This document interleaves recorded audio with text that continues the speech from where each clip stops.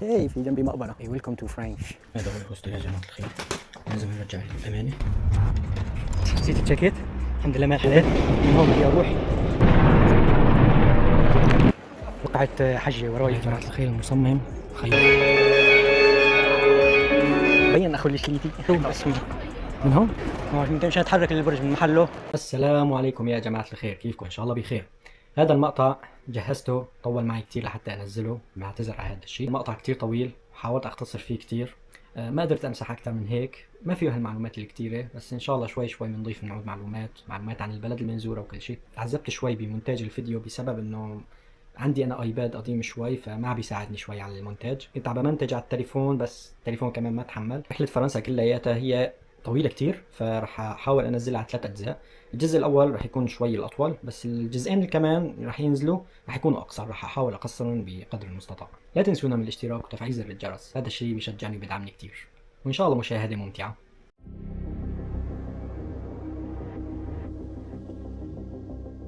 وهيك بيكون وصلنا يا جماعة الخير على فرنسا. طريقي للهوستل. هوستل نازل فيه ليلة وحدة في هي المدينة اسمها بوفيه. وبكرة رجعان على المطار، بدي اخذ باص المطار بينزل لي بنص باريس. هي في جنبي مقبرة. ويلكم تو فرنش. خصوصي انا ماشي لحالي بالليل. نظيفة ما شاء الله وملونة. خلاص وصل الهوستل ونصور شوي. باي باي. على الهوستل يا جماعة الخير. ما بحسن اعلي كتير صوتي لانه في ناس نايمين. الهوستل بيت عادي، بيت حلو كمان. نطلع لفوق. وهيك يا جماعة الخير وصلنا على الهوستل التاني بفرنسا. طبعا كمان هذا الهوستل ليلة وحدة، بيت واحد لحالي، غرفة لحالي يعني. خزن بسيطة وهي طاولة بسيطة، والدنيا شوب كتير، فحيطين الجماعة مروحة. وشفناكم بخير مؤقتا لوقت ما نرجع نطلع من هالهوستل ونروح على الهوستل اللي بعده في باريس، لانه هذا مؤقت جنب المطار لوقت ما انا اروح. ويعني قصه شوي طويله بسبب لحد متاخر نطلع على طريق الهوستل هون يعني جنب المطار عشان ما اضل بشارع حالي. لازم اروح الهوستل اللي بعده ما حدا يدخل الهوستل كثير بعيد. طبعا من باريس تقريبا في ساعتين شوي. معلش مغامره حلوه، مغامره جديده وغريبه شوي. المغامره صح على بدايتنا. يلا غدا نلتقي. يسعد صباحكم يا جماعة الخير. هيك الله نايف فوقنا، عم نجهز حالنا مشان نروح نلحق الباص. تقريبا شي ب9:30. هذا هو الهوستل يا جماعة الخير. عم بضوي هون، يمكن سمعني صوت طاطات الخشب. هي المشكلة اللي كنت عم بعاني منها.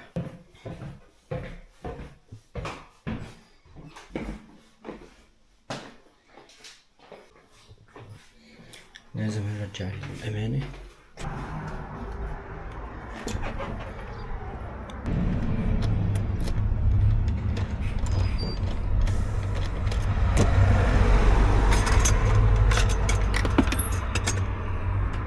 وهيك بيكون نقول باي باي لهالهوستل. بس قبل كل شي يا جماعة الخير نسيت اخبركم انه لازم نسعى فنجان قهوة. هذا اللي دايما بنشتكي منه اول ما نكون صحيانين. اي منطقة عادية لساتنا ما فعليا في فرنسا. لا هي فرنسا طبعا، بس ضيعة. هي ضيعة عادية. ما بحاول اتذكر من وين جيت امبارح من دون ما افتح جوجل مابس. والله يا جماعة الخير من كتر ما انه متعودين نحن على ارض متعرجة وجبال، يعني هي هون ارض ساوية، بتحسها هيك ما في ولا ملي اعوج، كلياتها هيك ساوية ومسطحة. بس مو الكرة الأرضية مسطحة، ما بعرف انتو من جماعة الكرة الأرضية مسطحة ولا دائرية أو بيضاوية. المقبرة اللي عديت منها امبارحة بالليل يا جماعة الخير، مقبرة حلوة يعني، كانت الدنيا ليل وعديت.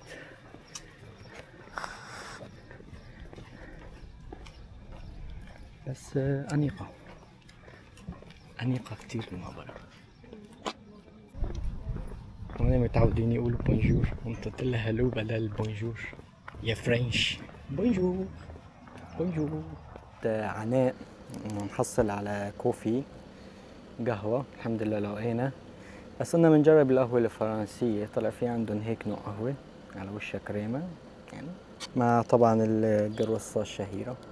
والله يا جماعة الخير بعد تذوق القروصان والقهوة في اختلاف مو طبيعي بالطعم، اختلاف يعني حلو ومقبول ما بو شي، طعمة مختلفة. بس يعني عم بوزعوا ابتسامات وقت عم تشوفوني عم بصور، والله غريبين شوي. واحد قال لي بالفرنسي ما بتشي شيء، ما بتشي والله ما بعرف. هون يا جماعة الخير العصافير مجرد ما شافوني عم باكل القروصون هجموا علي. وهيك يا جماعة الخير وصلنا لوسط باريس. يعني أنا فعليا بهي المنطقة باريس لافيليه، ماشي اتجاه المترو، بدي اروح مشان انزل على الهوستل. ضعت في المخ بس لسه على ارض الواقع هلا شوي، طالما الله سبحانه وتعالى معي متوفق. بعد ما طلعت من المحطة رجعت رقدت يعني للباص، نسيت التشيكيت، الحمد لله مال حلال. بعض من اللقطات ماني متأكد إذا هذا نهر السين أو شيء. بعيد شوي عن وسط باريس بس قلت لازم نوصل كل شيء أول بأول. هيك يا جماعة الخير نازلين بالمترو، في شوية عذاب بالتنقل، مش في شوية صعوبة. من هون بدي أروح، كان عذاب كتير. نزلنا الله هيك في محطة ورايح في محطة تانية على محطة اسمها M5 أو M5. هون في كتير متاهات يا جماعة الخير. هيك بيكون لقيت الام 5 الام 5. اما هي متاهه مو مترو. طلعنا من المترو، الساحه هون حلوه فاضي ما في كتير زحمه. بدور على ايفيل وعلى متحف اللوفو، ما ادري متحف شو اسمه، ما عم لاقي وينه. بطلع عليه إيه عن جد اول مره، ايه اول مره ضايع بهالشوارع. عم بتضحكوا علي ليش عم سجل؟ الوضع شوي مكركب شكله بفرنسا لأنه اليوم بدها تلعب فرنسا والمغرب. وهيك بيكون وصلنا على الهوستل اللي بدي أنزل فيه. حلو أنيق، موضوع حلو نضيف لحد الآن.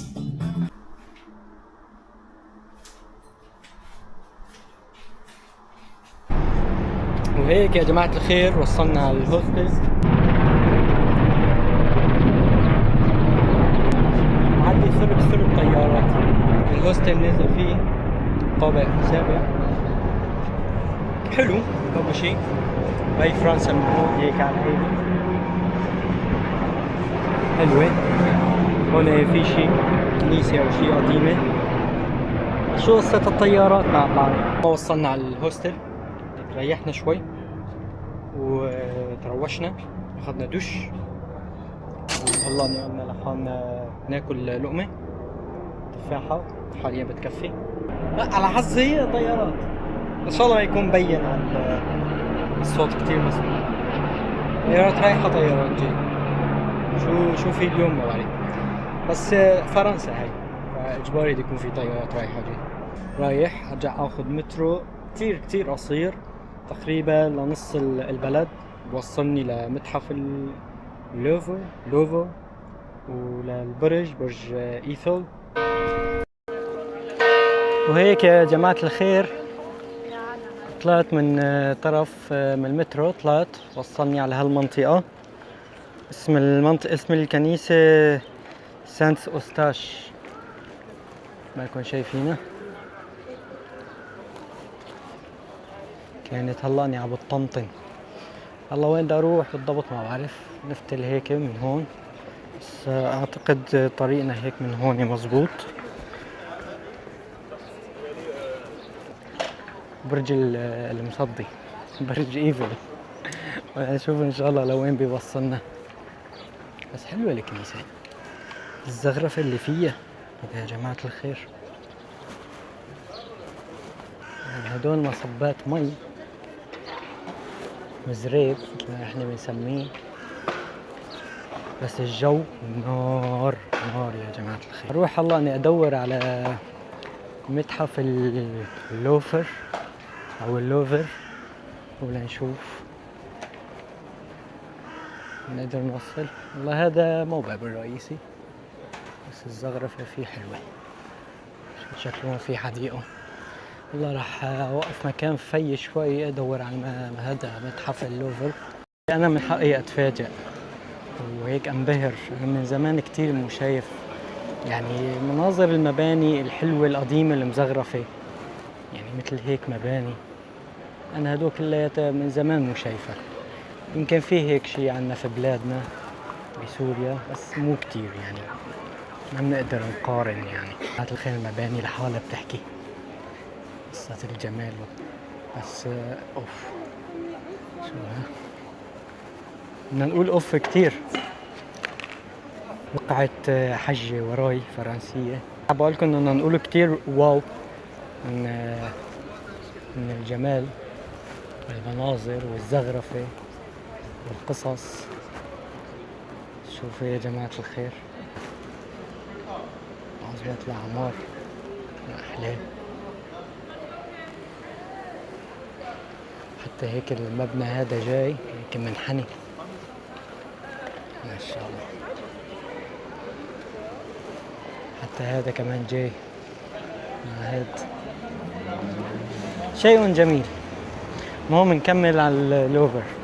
نروح على المتحف، نسميه متحف أبو مثلث، بس ممكن يكون لفظه بالفرنسي غير شيء، لوفر أو هيك شيء ما بعرف.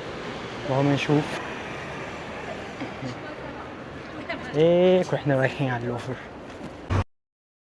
يا جماعة الخير عجبني هون مكان كنت بدي ادخل، هيك كمان حلو مزغرف. شفت هيك شخصين ثلاثة دخلوا ما خلوني ادخل، قالوا لي هذا باب بناي. نكمل عند متحف اللوفر. اوف المثلث الهرمي عند منانيسة. هذا المبنى بيعملوا له صيانة او شيء، بس حسب ما مبين قربت عليه يعني زغرف بالحديد من برا، ما بعرف شو الغاية منه بس مزغرف. يمكن عم بيعملوا له صيانة ما بعرف. هلا انا بشوف هيك موديل ومزغرف من الحديد، ممكن يكون من جديد عاملينه ما بعرف. المهم بنروح بنكمل على غير مكان. وهيك الواحد يضيع. انا اصلا ضيعت حالي مشان اكتشف المناطق.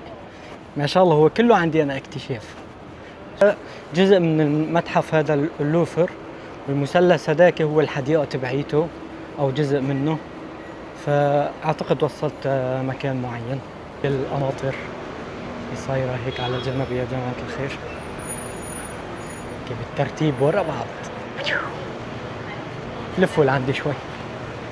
في هذا هون مبنى بس والله ما بعرف، بس اعتقد هذا تابع لإله. ايه تابع لإله بس كتير كبير، يعني هذا خلينا نسميه السور تبعه. لازم نلف وندخل من بطلع هون على الخريطة مشان ما اضيع. مباني كتيرة وحلوة، ما بعرف بالضبط شو اللي مخصص منه. اكيد في شي اوتيلات، في شي مثلا مراكز حكومية، مثل كمان هذا المتحف اللوفر. هذا هو اللوفر وراي، بس لسه ما رحت لقسم القسم اللي فيه الهرم الزجاجي. وصلت اورجيكم كمان هذا اللي قبيل المتحف تقريبا. الدنيا شوب نار ما بتخالف. وصلت اورجيكم الواجهة هي اللي معجقة كتير وفيها زخرفة كتير، يعني ما شاء الله. هاي هون ساحة من هالساحات. شوفوا يا جماعة الخير، حاطين لوحات هون. والله بدي اجرب ادخل لهنيك، في خلق تدخل مالي شايف في حراس او شي، يمكن نلاقي شي حلو منصوره. في مدخل مختصر نقدر ندخل منه، بس قلت اقرب واجيكم الزخرفات من قريب. في هون هيك صاير مثل مدخل، بس بس ما بعرف اذا مصاري ببلش، ما بعرف. هلا اجرب ادخل لجوا، وصاير مختصر. كان لازم يمكن ادخل من هون. الخلق بيركي هون عم تتهوى يا جماعة الخير. الخلق بيركي عم تتهوى هون. شوفونا هالمناظر ما شاء الله. هيك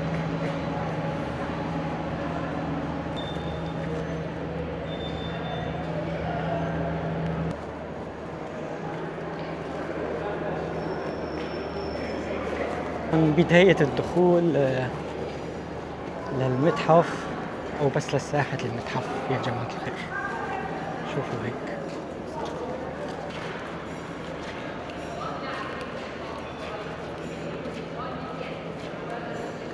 في نص ساحة متحف اللوفر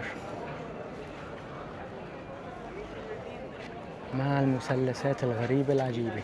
أعتقد ما في كتير زحمة لأنه اليوم مندمجة بالمباراة.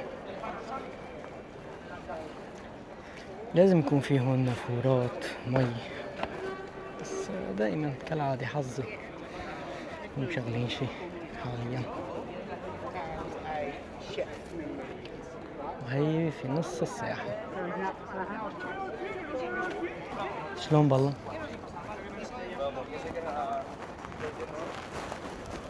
يا سلام،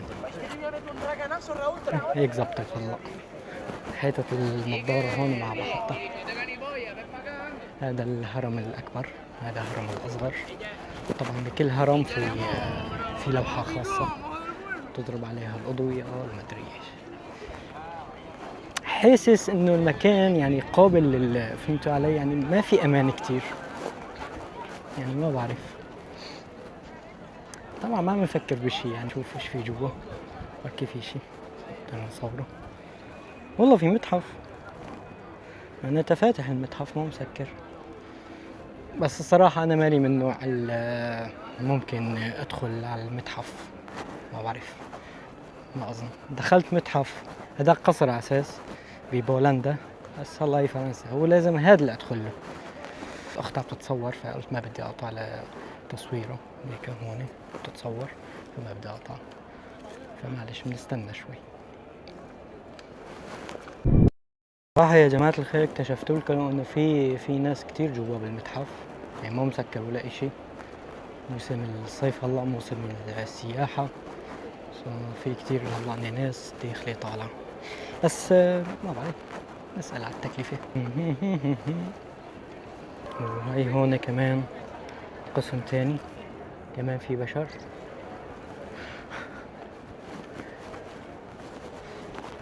في كتير ناس عم تتصور على هاتف هيك. كالعادة ما بو شيء عالي شوي من هون. والله يا جماعة الخير المصمم خيلة. من هذا الهرم الكبير على القرون، ما بعرف شو اسمه هدول القرون، ايش شو ما بعرف، بس شبهتهم مثل القرون. في ناس عم تتفتل، في ناس عم تتفتش. ما بعرف ليش. شوفوا هيك يا جماعة الخير، حلو نايس. والله هذا مو مكمل على الأخير. حلو عليك والله. هيك الصورة كمان من هون حلوة يا جماعة الخير. أهم شيء الواحد ياخد راحته بالتصوير. يعني طلعت هيك في شوية خجل من طرفي أنا، بس بعدين قويت قلبي، ما بعرف، بدي أصور. أنا ما جيت على الفاضي، بدي أصور، بدي أروح على أماكن حلوة، بدي ألحق. كنت عم فكر أطلع بس مباشر، بس ما في متابعين. دعمونا، شو المقطع، بركي إن شاء الله بننشهر بإذن الله، شهرة تكون حلوة. عم تمسك الهرم، دايسة على هاد وعم تمسك الهرم. أنا شلون بدي أمسك الهرم؟ هيك بعمل، شايفين يا جماعة الخير؟ هاي إيدي، شايفين؟ والله هيك مسكت الهرم فعليا. أنا، بتزبط. لسه عم تمسكوا، كلهم عم يمسكوا الهرم هيك. لو انا بصور من دون ما اخذ اذنه. في حدا هون عم بعزف. حسبي الله ونعم الوكيل، انا وصلت وقف عزف.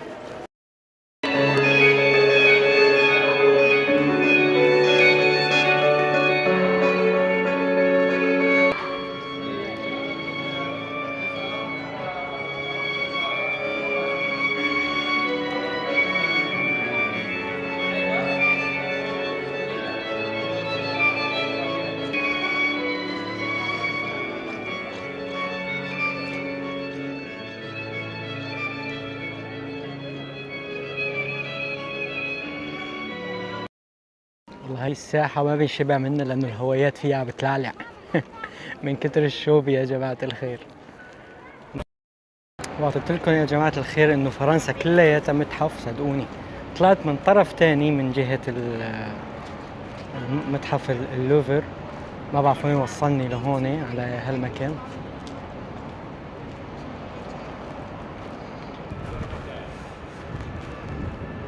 شيء جميل حقا. الصراحة بدي أرجع برجوع أنا وأكمل إلى ما بعد الهرم البلوري. أنا حاليا ما في شي هون أرجع فيه برجوع، لأنه يمكن من طرف الثاني هذا برج إيفل هو بعيد لسه شوي مشي، وأنا الأمان لحد الآن مو فترة. شوفوا هاي، هذا ملاك على ما أعتقد. والله يا جماعة الخير وين بتروحوا بتشوفوا إنه في زخرفة هيك من هون مبين الهرم. الموديل والله كتير حلو. ما في نصيب نجي نزور موناليزا لأنه سكر المتحف من 9 الصبح ل 9 المساء، بس اليوم بسكر أبكر شوي. سؤال محيرني، قوس النصر جنب المتحف اللوفر؟ اللي بعرفه مو جنبه قوس النصر، هذا شو لكن؟ طبعا بيشبه قوس النصر. لحد الآن مالي آكل أكل نظامي أبدا، كله هيك مكسرات بسكويت. قطعت أنا مخالف إن شاء الله ما يحكوا معي شي. ومستغلين هذا صاير فيه بطريقه شارع، بس شوفوا هيك. ما بتذكر شفته على الصور، ما تصفحت عنه ابدا. اطلع اعطي معلومات عن المكان، سامحوني. معلومات اللي عندي بحكيها، اذا بعرفها ما بعرفها خلاص بنمشي بنتفرج ونصور هيك. لو وطنا نتطور بخاف اعطي معلومات غلط، يعني واحد كمان مو كويس يعطي معلومة غلط. ما بعرف شو في فوتبول يعني بونبوني شو هي والله ما بعرف. وهذا بيشبه بوابة برلين. مشي بهي الحديقة من بعد المتحف اللوفر، اكتشف لكم انه بين برج ايفل من هون. بين اخو الشليتي. اسمها شو اسمها؟ حديقة النصر؟ لا. متحف الفنون الزخرفة؟ لا. حديقة تويلري. مشغلين نار. شلون هيك مشغلين نار بهالشو؟ بس مشان يطيروا هذا يعني مشغلين نار تحته. هون بس ليش هيك عم بيعذبونا نروح نفتل فترة طويلة ما بعرف عشان نروح على هذا البالون. طلع قدامك في هون تماثيل. اللي عنا بالنرويج أحلى. كله عبارة عن جد منه، هذا شكله جديد حتى، بس شو العبرة منه ما بعرف. ما يدوتينه. أنا بالنسبة لي العبرة منه إنه مغطي شوي على الشمس، واحد بيقدر هون بالفي يوقف ياخد استراحة، لأنه في كمان هوا. الحكم إنه هيك ما في كتير مباني، الهوا بلعلع لعلعة، شي حلو. شي حلو والله، شي نايس من نايس. هيك مبين من هون طاير هيك لحاله. بس أنا شلون طاير؟ ولا هدول الكبيل هن يعني هيك مسندين على سبيل المثال؟ ما بعرف، وارد. بس ما ممسوك شي من تحت هيك مزار سياحي يا عم الشرطي. حسب ما فهمت من هون الشرطية سكيورتي أو شرطية عم تحكي إنه هذا المنطاد بدهم يطيروه قريبا، وبدهم يطيروه على مسافة بعيدة. أول شي هذا نار حقيقة، لا هي مي وإنارة مزبطة وهيك، بس نايس.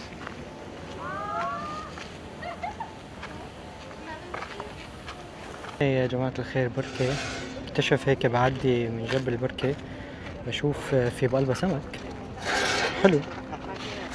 فكر طعمين، في عندي هيك كم بسكوتة بس عجب بيصير طعمين بسكوت. سمك كبير مو شي، ما بعرف شو نوعيته هالسمك بس مدلل. عجب بصير اشرب سنارة هون. شوف يا جماعة الخير، هي كحجم هي البركة حجمها محترم كبير، حجمها محترم كبير شوي على هي العمود في القرن العشرين، بس يعني مو قديمة كتير، فمحطوطة هيك بنص هالساحة منشان منبرك عليه شخص معروف عم يعمل مشاكل هلا بشرق الأوسط، إن شاء الله ببرك عليه. هاي المسلة يعني إذا واحد يقرأ شو مكتوب فيها طلعوا وين حيطين الحاجز. طب يعني عم بيعملوا صيانة، حظي وين ما بروح بيكون عم بيعملوا صيانة. سبحان الله. ما بحط النظارات لأنه في شغلات يعني ما عم شوفها على السوا بألوانها الطبيعية بعيوني أنا، فيمكن أنا أرجع أشوف المقاطع الفيديو معكم لحتى أكون تهنيت بالرحلة. أنا مفكر هيك يا جماعة الخير إنه أمشي هيك من هون، صرت أنا هيك بقرب نهر السين المشهور. هذا هو نهر السين، كتير مشهور هذا النهر.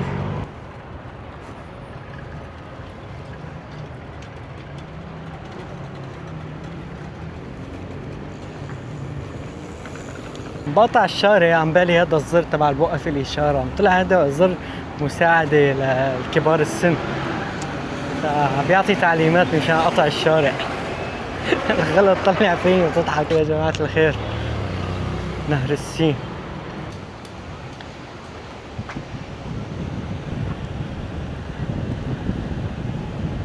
بياخد رحلة بنهر السين.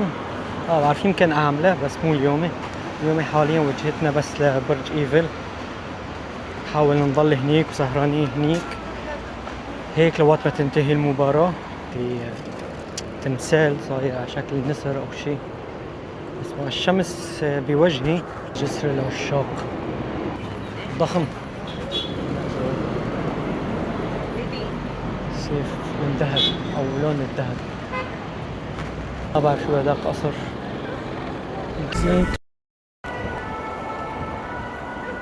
ياخذين الشجرة ما بعرف، مثل هي قصدي عليها عبارة أو سفينة هيك بياخدوا رحلات فيها. حلو واحد يطلع بالنهر هذا، لأنه هو هذا النهر يعني بيعدينا من جنب إيفل، يعني بمنظر حلو. بنوصل وإن شاء الله نلاقي مكان نقعد فيه، كراسي أو على الأرض مو مشكلة، نكون هيك على إطلالة إيفل. نشوف إن شاء الله. دخلنا شوي بين الحارات بس يعني ما في كتير شيء خرج واحد يصوره، عادي، بنايات حلوة كتير اوكي، بس يعني قربت شوي على ايفل برج او برج ايفل، برج ايفل المصدي على حكي الناس ما بعرف لسه، بس من هون منظره حلو للأمانة، ليش الكذب. الشارع هلا حاليا بمشي فيه بشبه هذا الشارع بشارع بأوسلو، مطاعم بارات شي حلو مشهورين. مثل حالي بركي من هون بشتري القهوة بشتري القهوة. طلع هيك يا جماعة الخير، ليش الناس مش جنبي؟ في شوية تجمع من الناس طلعوا بتصوروا من هون عند البرج. حبيب الله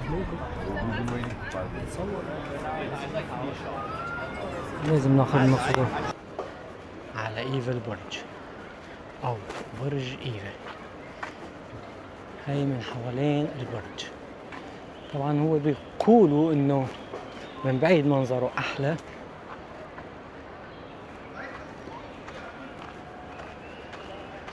من تحت البرج مباشرة.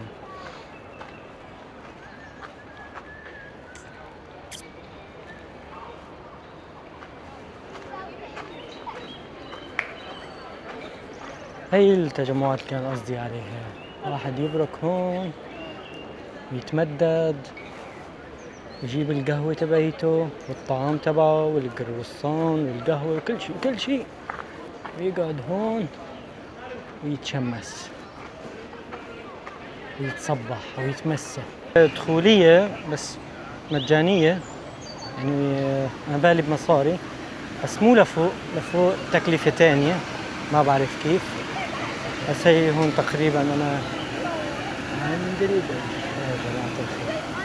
نعود نظبط صور من بعيد بغير مكان. برج في هون عاملين مثل بحيرة. هون المكان حلو، بركة حلوة. في مطعم كمان جوا، والله شي نايس يعني، شي حلو. لما الواحد بيكون جنب البرج او تحت البرج لا له منظر ولا له هيبة. لا مو مصدي، مدهنين ومهتمين.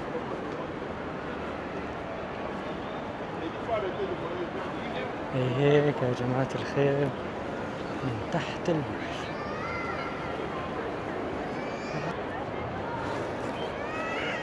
شي نايس بس ها.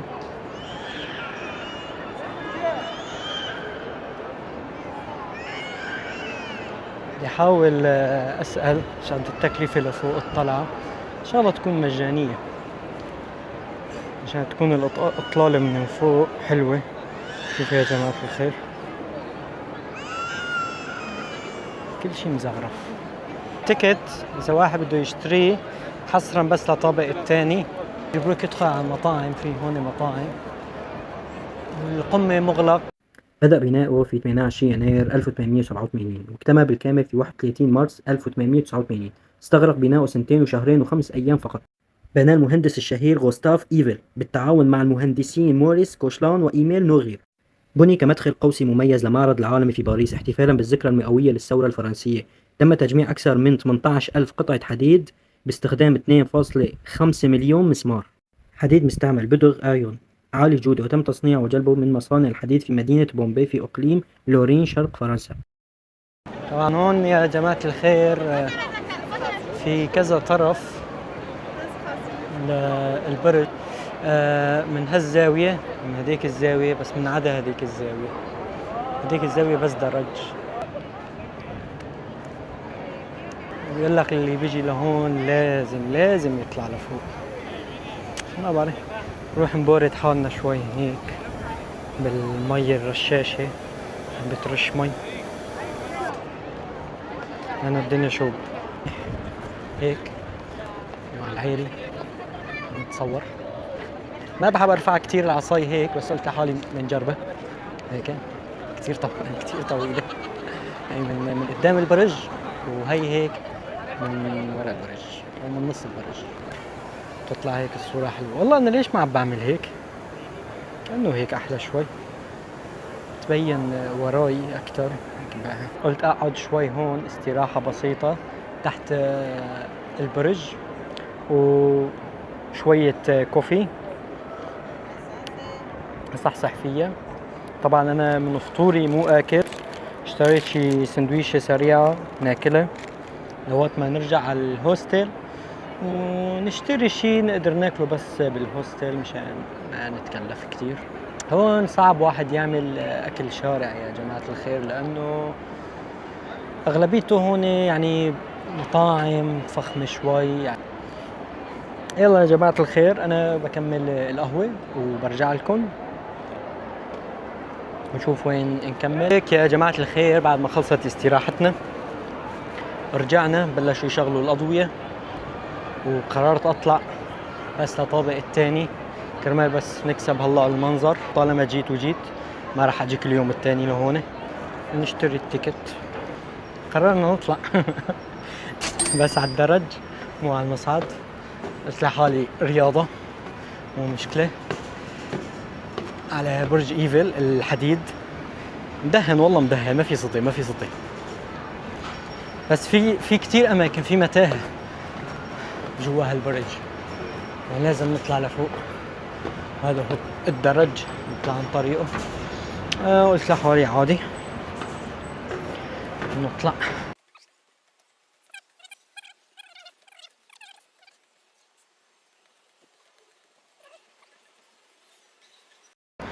نقطة تانية يا جماعة الخير.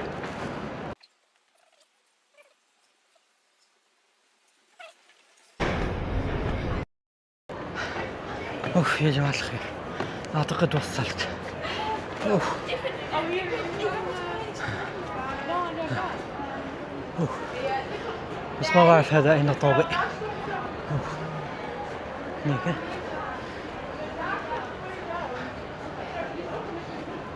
اوف، بس لانه هلكت شوي يا جماعة الخير. قالوا لي بتقدر تضل هون شاد ما بدك، بس الشبكة ضعيفة هون ما بعرف ليش. اوف انا نتابع المباراة هون بس ما قدرت. يلا مو مشكلة. المهم هلا رحنا هيك هون في شي، بس شو هو هذا الشي ما بعرف. تعمل لها هي دائرة هيك، ما بعرف، يمكن مشان تحرك البرج من محله او مشان تدير البرج شلون ما بدك. هي الماكينة هي بتديرها هيك. مثلا انا ما عجبني هذا المنظر هون، فبدي ادير مثلا لهنيك، فبحط 5 أو 10 يورو هون وبديرها هيك. فهمتوا علي شلون يا جماعة الخير؟ طبعا اكيد عم بمزح. والله هالبلد كتير غالية، ما في شي ببلاش. ترى هذا المنظار ما محطوط هيك موديل، يعني تقدر طبعا تستخدمه بس بمصاري، ما في شي ببلاش. الخير هاي باريس من فوق، هاي حديقة. والله بننزل نقعد تحت مشان نشوف اطلالة البرج من تحت ان شاء الله. نحاول نروح على اماكن ابعد شوي، بس ان شاء الله تكون هي الدخلة مجانية. ما بعرف لسه عنا شي. عنا هيك هذا القسم مشان ما نطلع لفوق، نرفع هيك العصاي للاخير ونصور. شلون هيك الوضع عندكم يا جماعة الخير؟ والله ما هيك منظر واطلالة حلوة؟ مشان اصور لكم هيك من فوق. اكيد انتو شايفين احسن ما انا اشوف. هاي من هذا القسم، هاي هيك من فوق على العيلة. شوفوا هيك يا جماعة الخير.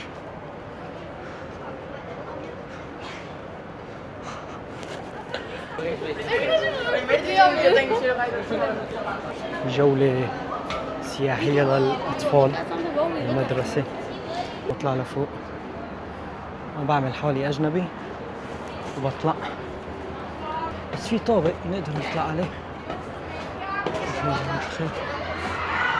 لوين بياخدنا بالضبط ما بعرف. لقد طلعت على القمة وما في شبكة هون، ما بعرف شو عاملين لحتى حاجبين الشبكة، ما بعرف. اخذ صور للمجموعة هاي اللي وراي، صورتهم مع بعض. طالع لفوق، خايفين من المرتفعات، طلعنا للقمة كتير.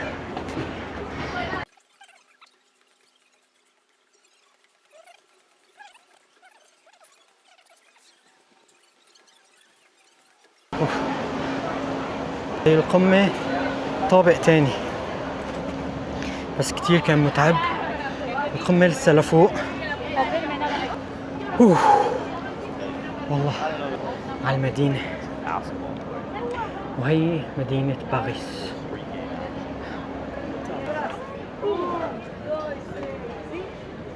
مكان بيشتروا منه الاكسسوارات، بس ما اظن اشتري شيء انا. طور ما بعرف هي مشان شو. عرفت مشان شو. تذكارات بسيطة، عطر، برج، علبة دبابيس. هي الحديقة اللي تحت.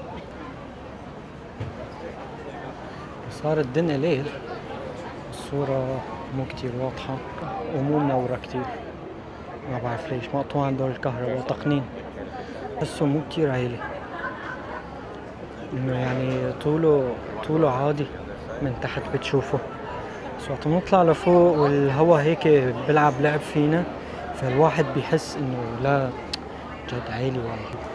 هذا هو الحديد تبعه قاسي، حديد، عم بتأكد منه حديد ولا بلاستيك.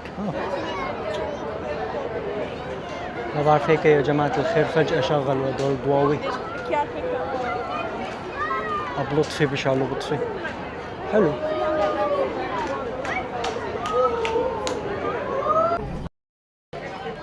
هون المتاجر يا جماعة الخير، مشان بده يساوي مثل هدول بحفرهم بالقزاز، وبتتصوروا هون على قمة البرج، بيجي لعند هذا المحل وبيعملوا هيك شي.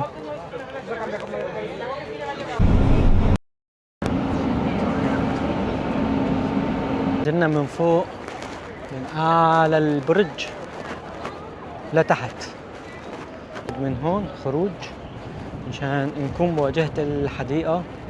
هاللقطة رح أصورها كافي.